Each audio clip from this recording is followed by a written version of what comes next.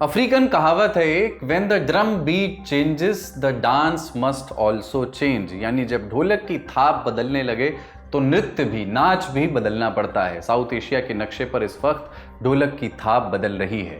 15 मई भारतीय विदेश मंत्री एस जयशंकर और तालिबान के कार्यवाहक विदेश मंत्री आमिर खान मुत्ताकी के बीच टेलीफोन पर बात हुई। अफगानिस्तान में तालिबान की सत्ता में वापसी के बाद दोनों देशों के बीच ये पहली राजनीतिक बातचीत है।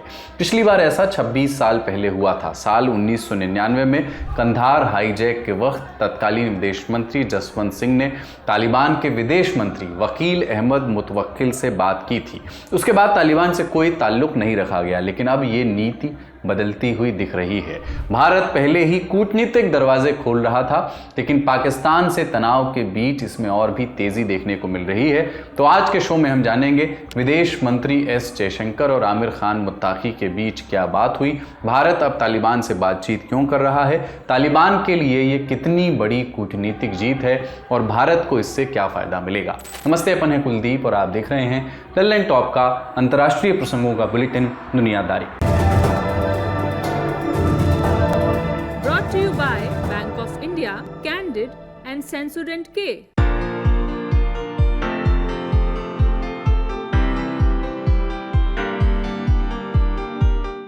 अगस्त 2025 आते ही अफगानिस्तान में तालिबान की सत्ता को आए हुए 4 साल पूरे हो जाएंगे। 15 अगस्त 2021 को जैसे ही अमेरिका और उसके नेतृत्व में काम कर रही अंतर्राष्ट्रीय सेनाएं अफगानिस्तान से बाहर आईं, काबुल में सत्ता पलट हो गया। तालिबान ने सत्ता संभालते ही इस्लामिक अमीरात ऑफ अफगानिस्तान की स्थापना की। इस नए निज़ाम की अगुवाई कर रहे हैं तालिबान सुप्रीम लीडर मुल्ला हिबतुल्लाह अखुंदजादा, और उनके अंदर एक लीडरशिप काउंसिल चलती है जिसमें पुराने तालिबानी नेता शामिल हैं। तालिबान ने जिस सरकार का गठन किया वो ऑल मेल है, यानी कोई महिला उसमें शामिल नहीं है। 4 साल बाद भी किसी चुनाव की बात नहीं हुई है। इन 4 साल में तालिबान की प्राथमिकता रही है अपने शासन को मजबूत करना और शरिया कानून पर आधारित एक कड़ा इस्लामी निज़ाम लागू करना। महिलाओं की शिक्षा, कामकाजी जीवन, यहाँ तक कि उनके सार्वजनिक जीवन तक पर रोक लगा दी गई। लड़कियों का स्कूल जाना बंद कर दिया गया, मीडिया पर भी शिकंजा कसा गया। इन्हीं वजह से आज तक दुनिया के किसी भी देश ने तालिबान सरकार को आधिकारिक रूप से अफगानिस्तान की वैध सरकार नहीं माना। Candid dusting powder, 4 skin problems का एक expert solution. Candid dusting powder, हटा खुजली, लगा कैंडिड। हाँ, कुछ देशों ने अनौपचारिक संबंध बनाए हैं। चीन ने तालिबान द्वारा भेजे गए राजदूत को मान्यता दी है। रूस, ईरान, तुर्कमेनिस्तान, कतर, इन सब ने तालिबान से बातचीत की है, लेकिन सरकार को वैध नहीं ठहराया है। पाकिस्तान, जो पहले दौर में 1996 से 2001 तक तालिबान को मान्यता देने वाले गिने चुने देशों में था, अब भी सार्वजनिक मान्यता देने से बच रहा है। SLS और पैराबेन गॉन, तो उसका करंट ऑन। What then? इसके पोटेशियम आयंस करी ट्यूब का करंट गॉन, लाइव का करंट ऑन। याद रहे कि पहले दौर की तालिबान हुकूमत को सिर्फ 3 देशों ने मान्यता दी थी, पाकिस्तान, सऊदी अरब और UAE। अब की बार ये तीनों भी खामोश हैं। इस बीच तालिबान लगातार अंतर्राष्ट्रीय मान्यता की कोशिशें करता रहा। इस सिलसिले में 15 मई को एक अहम डेवलपमेंट हुई। जैसा हमने आपको बताया शुरू में कि 15 मई को विदेश मंत्री एस जयशंकर ने तालिबान के कार्यवाहक विदेश मंत्री आमिर खान मुत्ताकी से टेलीफोन पर बात की। इस बातचीत में जयशंकर ने पहलगाम आतंकी हमले की निंदा के लिए उनका शुक्रिया अदा किया। बातचीत के बाद जयशंकर ने एक्स पर लिखा, कार्यवाहक अफगान विदेश मंत्री मुत्ताकी से अच्छी बातचीत हुई। पहलगाम आतंकी हमले की निंदा के लिए उनका आभार। मैंने अफगान जनता से पारंपरिक मित्रता और उनके विकास के लिए भारत के समर्थन की बात दोहराई। सहयोग को आगे बढ़ाने के तरीकों पर चर्चा हुई। इसके साथ साथ एस जयशंकर ने एक और बात कही। पाकिस्तान के मीडिया में हाल ही में कुछ रिपोर्ट्स चली थी। दावा किया गया था कि भारत ने तालिबान को फॉल्स फ्लैग ऑपरेशन के लिए हायर किया। मतलब उनका दावा था कि भारत ने खुद हमला करवाया और फिर पाकिस्तान पर इल्जाम लगा दिया। पाकिस्तान की तरफ से एक और बयान आया था। पाकिस्तानी आर्मी के प्रवक्ता लेफ्टिनेंट जनरल अहमद शरीफ चौधरी ने यह कहा था कि भारत ने अफगान जमीन पर मिसाइलें दागी, ड्रोन हमले किए। जयशंकर ने इन अफवाहों को झूठा और बेबुनियाद बताया। इस बातचीत में मुत्ताकी ने भी पाकिस्तान के इन दावों को खारिज किया। एस जयशंकर ने उसके लिए उनको धन्यवाद भी दिया। इसके बाद अफगान विदेश मंत्रालय के प्रवक्ता हाफिज जिया अहमद ने एक्स पर पोस्ट करके लिखा कि मुत्ताकी ने जयशंकर से वीज़ा की संख्या बढ़ाने की अपील की, खासतौर पर उन अफगानों के लिए जो इलाज के लिए भारत आना चाहते हैं। इसके अलावा उन्होंने अफगान कैदियों की रिहाई, द्विपक्षीय व्यापार और ईरान के चाबहार पोर्ट पर भी बात की। यानी बातचीत की ज़मीन सिर्फ एक हमले की प्रतिक्रिया तक सीमित नहीं थी, बल्कि बातचीत उससे कहीं ज़्यादा व्यापक रही। 2021 में जब तालिबान दोबारा सत्ता में लौटा तब से भारत ने सीधे बातचीत से परहेज ही किया, मगर बीते 2 साल में भारत ने धीरे धीरे कूटनीतिक दरवाजे खोले हैं। 23 जून 2022 से शुरू कीजिए। उस दिन भारत ने अफगानिस्तान में एक टेक्निकल टीम भेजी थी, अपना दूतावास फिर से खोला। हालांकि ये दूतावास अभी पूरी तरह बहाल नहीं है। इसके अलावा भारत ने अफगान छात्रों के लिए स्कॉलरशिप चालू की है, मानवीय मदद वहां पहुंचाई है। पिछले साल भारत के वरिष्ठ राजनयिक जेपी सिंह ने 2 बार काबुल का दौरा किया। पहले मार्च 2024 में मुत्ताकी से वो मिले और दूसरी बार नवंबर 2024 में तालिबान के कार्यवाहक रक्षा मंत्री मोहम्मद याकूब मुजाहिद से मिले। इसके बाद जनवरी 2025 में विदेश सचिव विक्रम मिस्री दुबई में मुत्ताकी से मिले। वहाँ एक उच्च स्तरीय वार्ता हुई। दिलचस्प बात यह कि तालिबान ने भारत को महत्वपूर्ण क्षेत्रीय शक्ति बताया, दोस्ती और व्यापार बढ़ाने की इच्छा भी जाहिर की। चाबहार पोर्ट के सिलसिले में भी बात हुई। ईरान के इस बंदरगाह के जरिए भारत अफगानिस्तान तक व्यापार और सप्लाई बढ़ाना चाहता है। सबसे हालिया संपर्क अप्रैल 2025 में हुआ। अप्रैल के आखिरी हफ्ते में विदेश मंत्रालय में पाकिस्तान, अफगानिस्तान, ईरान मामलों के joint secretary in charge M Anand Prakash Kabul गए। ये दौरा भी तब हुआ जब भारत पाक तनाव उबाल पर था। हालांकि बातचीत में पहलगाम का जिक्र हुआ या नहीं यह भी साफ नहीं है, लेकिन आनंद प्रकाश के काबुल पहुंचने के कुछ वक्त पहले ही अफगान विदेश मंत्रालय ने एक प्रेस रिलीज दी। पहलगाम हमले की 2 टूक निंदा की। बयान में कहा गया कि हम जम्मू कश्मीर के पहलगाम क्षेत्र में हुए हालिया हमले की कड़ी निंदा करते हैं और पीड़ित परिवारों के प्रति संवेदना व्यक्त करते हैं। ऐसे हमले पूरे इलाके की शांति को बिगाड़ने वाले हैं। ये भी एक संकेत था कि तालिबान अब पाकिस्तानी मंसूबों से दूरी दिखाने में दिलचस्पी रखता है। तालिबान को अंतर्राष्ट्रीय तौर पर मान्यता चाहिए। उन्हें पिछले 4 साल से वैश्विक पहचान की तलब है। एक मिसाल देखिए, 30 मार्च 2025 को एक अमेरिकी प्रतिनिधिमंडल काबुल पहुंचा। बड़े स्तर का नहीं था, लेकिन तालिबान ने शहर की दीवारों से मजहबी और अमेरिका विरोधी नारे मिटा दिए। अफगानिस्तान इंटरनेशनल अखबार के मुताबिक काबुल पर कब्जा करने के बाद तालिबान ने शहर के अलग अलग हिस्सों में और अमेरिकी दूतावास की दीवारों पर अमेरिका विरोधी नारे लिखवाए थे, लेकिन मार्च 2025 में ये नारे हटा दिए गए। यानी हम और आप ये कह सकते हैं कि तालिबान वैश्विक पहचान के लिए अपने आप को बदल सकता है। लेकिन सवाल ये है कि भारत तालिबान से बातचीत क्यों कर रहा है? भारत को इससे फायदा क्या मिल सकता है? इसका जवाब रणनीति में छिपा है। तालिबान से संवाद करके भारत कई मोर्चे एक साथ खोल सकता है। पहला मोर्चा है आतंकवाद। तालिबान से संवाद बनाकर के ये सुनिश्चित किया जा सकता है कि अफगान जमीन भारत के खिलाफ इस्तेमाल ना हो। अफगानिस्तान में ना तो कोई चुनी हुई हुकूमत है, ना ही अंतर्राष्ट्रीय तौर पर कोई वैध सरकार। ऐसे में अफगान जमीन का इस्तेमाल बहुत आसान है। कोई भी ताकत इसका फायदा उठा सकती है। सिर्फ जमीन नहीं, वहां के लोगों का भी इस्तेमाल हो सकता है। दूसरा मोर्चा है पाकिस्तान को संतुलन में रखना, बैलेंस। तालिबान और पाकिस्तान कभी कट्टर साथी थे। 2001 में अमेरिका ने वॉर ऑन टेरर शुरू किया, तालिबान को कुर्सी से हटा दिया गया। तब उसकी लीडरशिप ने पाकिस्तान के सीमाई इलाकों में शरण ली। मुल्ला उमर भी भाग करके पाकिस्तान में छिप गया। अमेरिका पीछे पीछे पाकिस्तान गया, वहां भी तालिबान के ठिकानों को निशाना बनाया।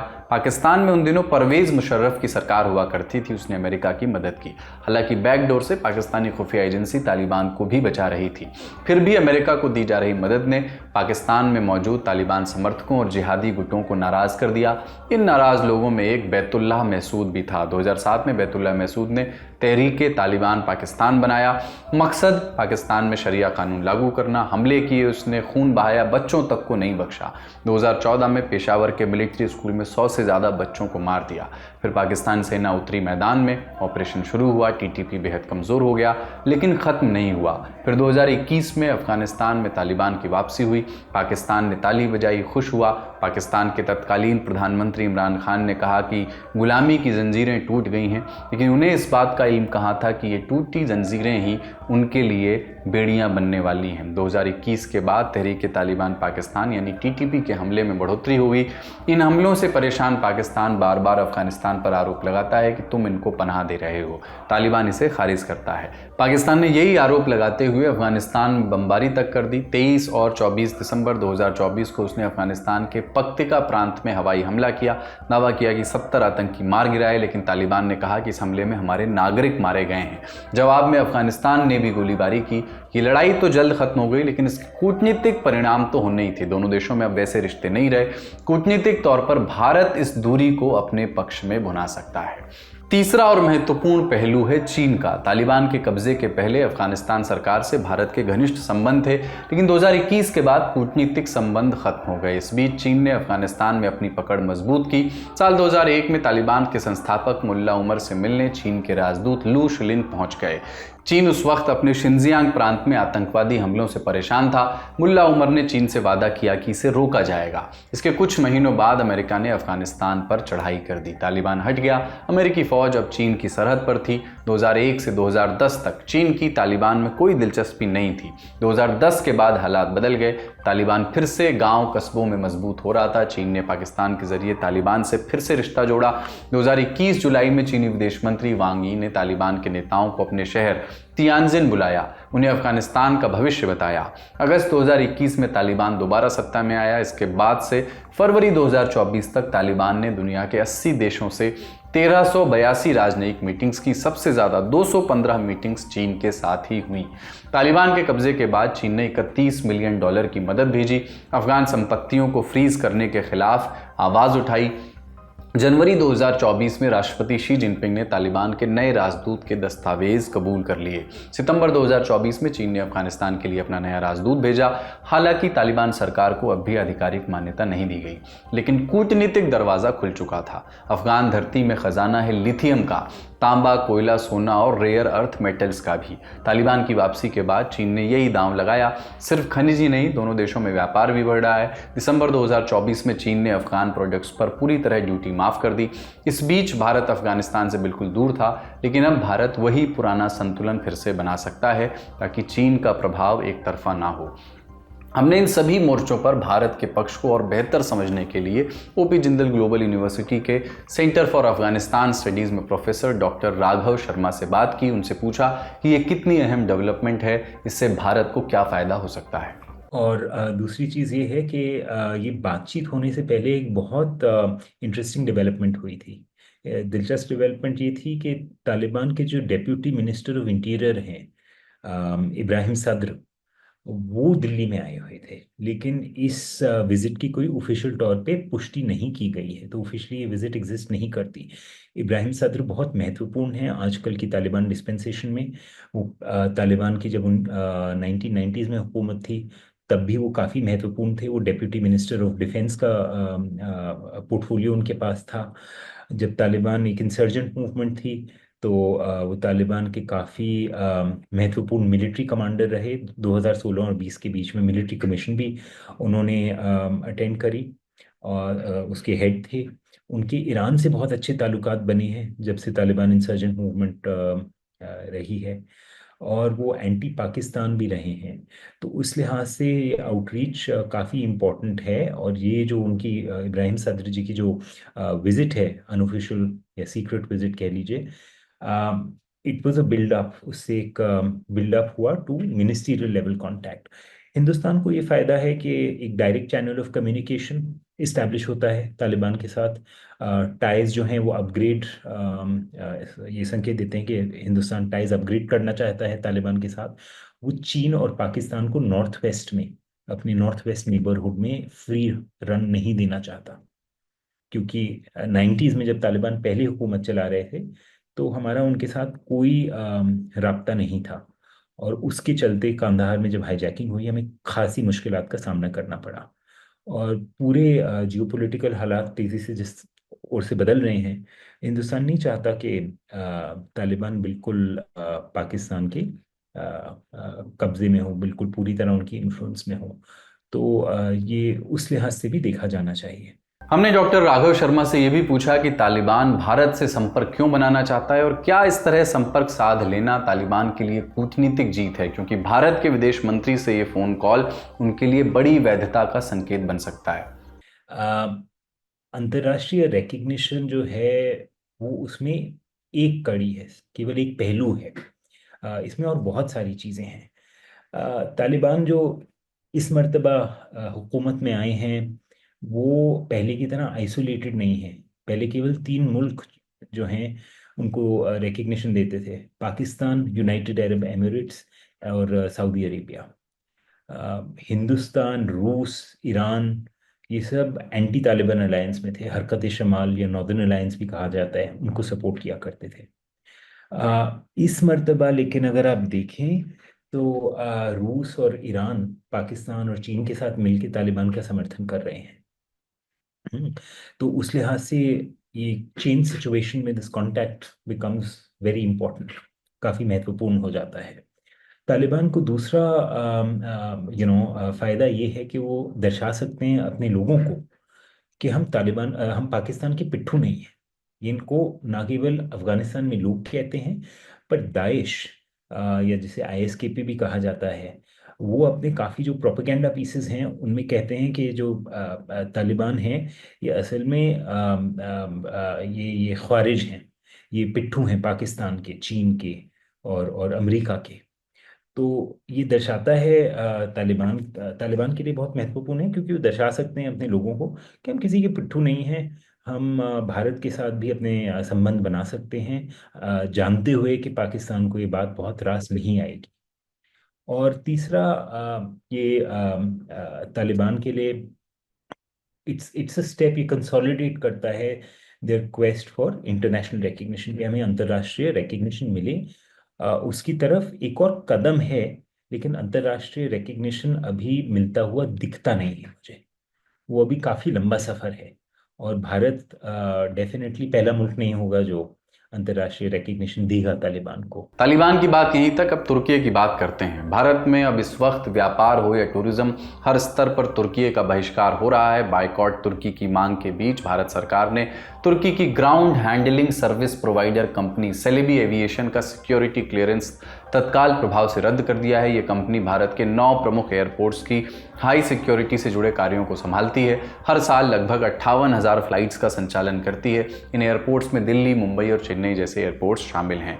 तुर्की भारतीयों के लिए हमेशा से फेमस टूरिज्म स्पॉट रहा है, लेकिन अब बड़े पैमाने पर टिकट्स भी कैंसिल कराई जा रही हैं। भारतीय बायकॉट तुर्की का ट्रेंड चला रहे हैं। इसकी वजह है तुर्की के खिलाफ भारतीयों का गुस्सा। पाकिस्तान जब भारत के खिलाफ सैन्य कार्रवाई की तैयारी में था, तब तुर्की ने न केवल अपने ड्रोन भेजे, बल्कि इंडिया टुडे के सूत्रों के मुताबिक अपने सैनिक भी भेजे। भारतीय सेना के ऑपरेशन सिंदूर में 2 तुर्की ऑपरेटिव मारे गए, ऐसी खबरें हैं। इस खुलासे के बाद भारत में गुस्से की लहर दौड़ गई। सोशल मीडिया पर बायकॉट तुर्की ट्रेंड करने लगा। भारत ने 2023 में जब तुर्की भूकंप से हिला हुआ था, तब ऑपरेशन दोस्त चला करके उसको मदद पहुंचाई थी, लेकिन तुर्की ने उस दोस्ती का जवाब इतने संवेदनशील मसले पर पाकिस्तान का साथ दे करके किया। इतिहास भी यही बताता है कि तुर्की हमेशा पाकिस्तान के करीब रहा। 1947 में पाकिस्तान के वजूद में आने के तुरंत बाद दोनों देशों में रिश्ते हुए। मोहम्मद अली जिन्ना तुर्की के मुस्तफ़ा कमाल अतातुर्क को रोल मॉडल मानते थे। 1954 में दोनों देशों ने मैत्री संधि की। 1964 में ईरान, तुर्की और पाकिस्तान ने मिलकर के रीजनल कोऑपरेशन डेवलपमेंट ऑर्गेनाइजेशन बनाई। 1988 में तुर्की पाकिस्तान प्रोटोकॉल पर साइन हुआ। इसके बाद तुर्की ने पाकिस्तान की सेना को हथियारों और तकनीक से लैस करना शुरू कर दिया। साल 1999 आया, जब मुशर्रफ ने सत्ता पर कब्जा करने से पहले तुर्की का दौरा किया। वहां के सिस्टम से वो इतने प्रभावित हुए कि पाकिस्तान को भी वैसा ही बनाना चाहते थे। मुशर्रफ खुद तुर्की में पढ़े थे और पाकिस्तान को उसी तर्ज पर ढालना चाहते थे। 2003 में रेचप तैयब एर्दोआन सत्ता में आए। इस्लामिक झुकाव वाले नेता थे। उन्होंने मुस्लिम मुल्कों से रिश्ते मजबूत करने की दिशा में काम किया। इस सिलसिले में वो पाकिस्तान के करीब भी गए। साल 2019 में जब आर्टिकल 370 को हटाया गया, तुर्की के राष्ट्रपति रेचप तैयब एर्दोआन ने खुले मंच से इसकी आलोचना की। भारत ने उसी दौरान तुर्की की एक शिप बिल्डिंग डील कैंसिल कर दी। पहलगाम आतंकी हमले के बाद भारत ने जब ऑपरेशन सिंदूर लॉन्च किया, तब तुर्की ने उसकी आलोचना की, इसे उकसावे की कार्रवाई बताया। फिर 7 मई को एर्दोआन ने शरीफ को फ़ोन किया और कहा कि हम इस घड़ी में आपके साथ खड़े हैं। इस फ़ोन कॉल के बाद शरीफ ने एक लंबा पोस्ट लिखा, एर्दोआन की सराहना की। पाकिस्तान भी तुर्की के लिए कुछ ऐसा ही समर्थन दिखाता है। साल 1974 में जब तुर्की ने साइप्रस पर हमला किया, पाकिस्तान ने खुला समर्थन उसका किया। तब बाकी मुस्लिम देश चुप थे। ये रही तुर्की और पाकिस्तान के रिश्तों की कहानी। जाते जाते एक किस्सा और सुन करके जाइए। दिसंबर 1997 की एक सभा में एर्दोआन ने राष्ट्रवादी कवि जिया गोल्ब की कविता पढ़ी। जिया दुनिया भर में इस्लाम के वर्चस्व की बात करते थे। एर्दोआन ने उनकी जो कविता पढ़ी, उसके बोल कुछ यूँ थे कि मस्जिद हमारी बैरक हैं, गुंबद हमारे हेलमेट, मीनारें हमारी भाला हैं और मजहब में यकीन रखने वाले ये लोग हमारे फौजी। ये पढ़ने के बाद उन पर धार्मिक भावनाएं भड़काने का आरोप लगा। उन्हें जेल भेज दिया गया। इसके बाद क्या हुआ, एर्दोआन राष्ट्रपति कैसे बने, उनकी पॉलिटिक्स क्या है, ये सब हमने दुनियादारी के एक एपिसोड में बताया हुआ है। उसका लिंक आपको डिस्क्रिप्शन में दे रहे हैं। आज का दुनियादारी यहीं समाप्त होता है। चलते चलते एक सूचना कि किताब वाला में इस हफ्ते हमने प्रलव ध्यानी से बात की है, जिन्हें सोमालिया के समुद्री लुटेरों ने 331 दिनों तक बंदी बना करके रखा था। उन्होंने पूरे टॉर्चर की और वहां से निकलने की कहानी बताई है। ये एपिसोड आप दी लैलेंटॉप के यूट्यूब चैनल पर देख सकते हैं। शुक्रिया, शुभ रात्रि।